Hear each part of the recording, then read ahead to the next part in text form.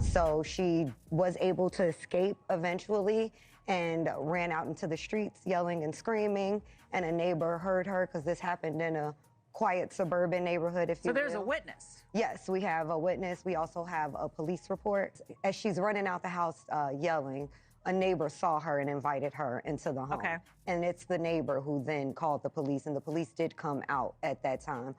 They also stated that they heard cars screeching, and the neighbor went outside and saw a black SUV leaving the premises very quickly. And by the time the police arrived, of course, he was no longer there. Well, was the neighbor able to identify who it was? The neighbor wasn't, only that they saw the car leaving, and Okay. they only described the truck. They could not tell who was inside, but she told the neighbor at the time who it was and why they were leaving so abruptly. However, even after making a police report, the police didn't do anything about it. And that's because Diddy had obviously paid them off. This was something he did to a lot of his victims, and that's why it took somebody as famous as Cassie to file a lawsuit before he was finally incriminated. And due to the high-profile nature that it was Mr. Combs who did this, she was afraid for her life.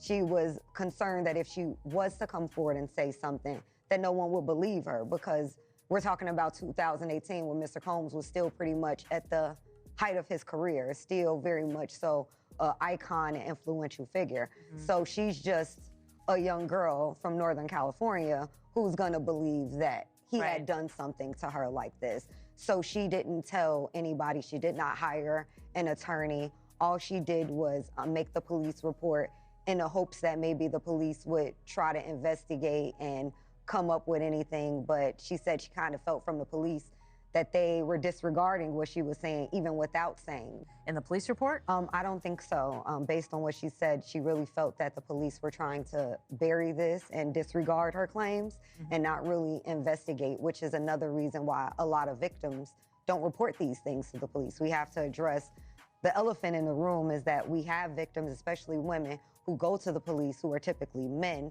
who don't actually investigate these things. They victim blame, they victim shame, and women don't feel safe or even protected to even make these claims because they don't think they'll be taken seriously, nor will their claims be investigated.